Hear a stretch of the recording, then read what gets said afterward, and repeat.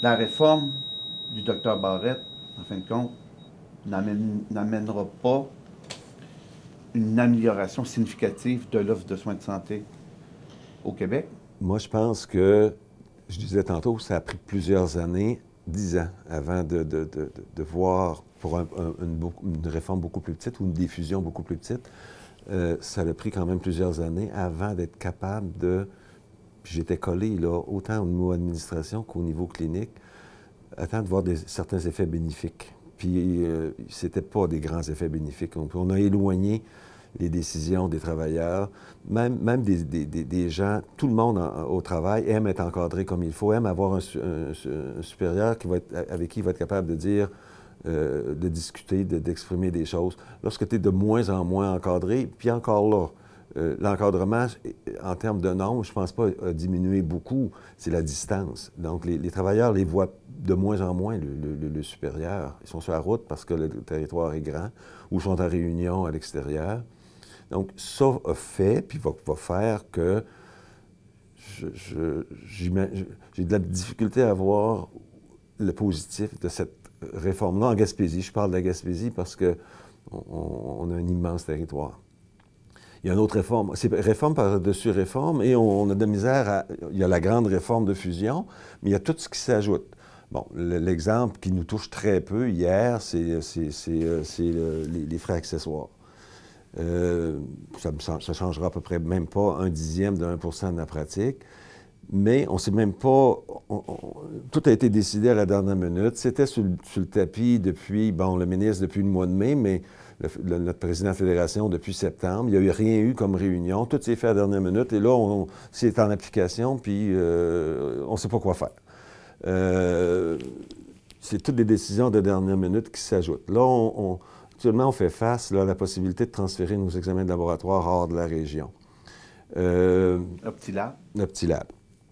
Je ne suis pas capable de voir les effets bénéfiques, même financiers, de ça, parce qu'il faut garder dans chaque établissement des laboratoires avec d'équipements adéquats, de pointe. Il faut garder au moins un technicien dans chacun des établissements.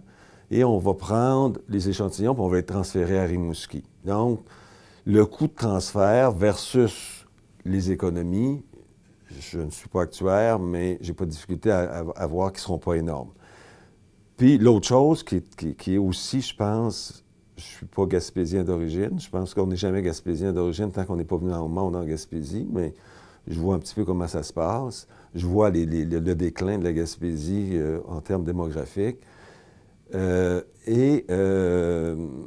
pire, je pense, de cette situation-là, on est capable de s'accommoder d'examens de laboratoire qui vont être peut-être à reprendre parce qu'il y a une tempête dans la vallée, ou qui vont être faussés peut-être par le transport. Il y a certains tests on va demander des contrôles, le patient va devoir aller. C'est un moindre mal, mais le pire de cette situation-là, c'est un nombre important d'emplois de techniciens qui vont quitter, puis ça va être ceux-là qui ont le moins d'ancienneté, parce que les postes vont rester pour les gens avec plus d'ancienneté. Donc, les plus jeunes, avec des enfants, avec des familles, vont quitter. Puis, j'évalue environ, là, entre Percé et Matapédia, c'est facilement une dizaine de postes.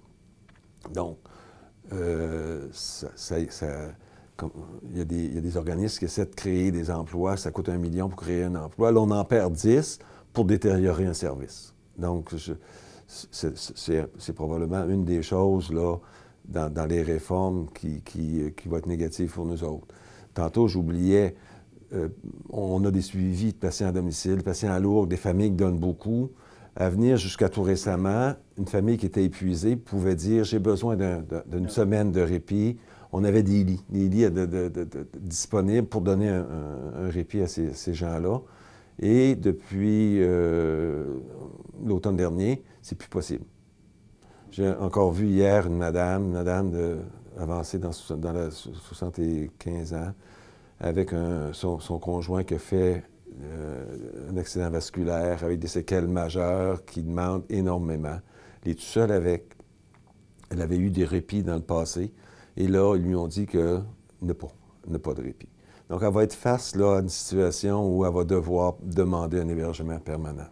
Un hébergement permanent pour ce patient-là qui a des séquelles majeures, c'est un hébergement en CHSLD. Je ne vois pas aucune ressource intermédiaire qui pourrait couvrir ça.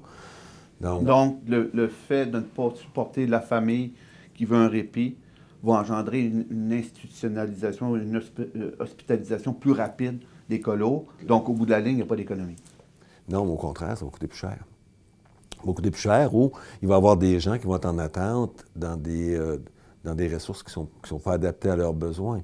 Parce qu'on a vu, malgré la population vieillissante, malgré l'âge moyen de la population qui augmente toujours, donc plus qu'on a de personnes âgées de 85 ans ou 90 ans, plus qu'on a de troubles cognitifs. Puis des troubles cognitifs majeurs, là j'entends Alzheimer ou des problèmes reliés à la circulation, c'est des gens qui ne peuvent plus être supportés dans des ressources intermédiaires. C'est des centres d'hébergement de longue durée qui ont besoin lorsqu'ils arrivent en fin de parcours. Et ce qu'on a vu, tantôt on parlait d'évolution, ce qu'on a vu, c'est une diminution de lits ici au centre d'hébergement.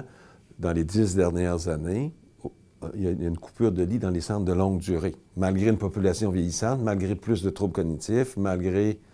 Ce qui va à l'encontre de la logique puis des besoins de la population. Bien, ce qu'on voit, c'est ça. C'est des patients qui sont lourds dans des ressources qui sont pas suffisantes maintenant pour eux autres.